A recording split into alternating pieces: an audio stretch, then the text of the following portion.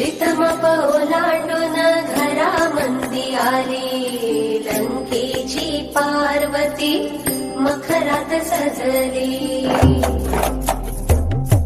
शालोतला मोर डोळ मिटून बसला, पोतेतला मणी हिरव्या चुड्याला हसला.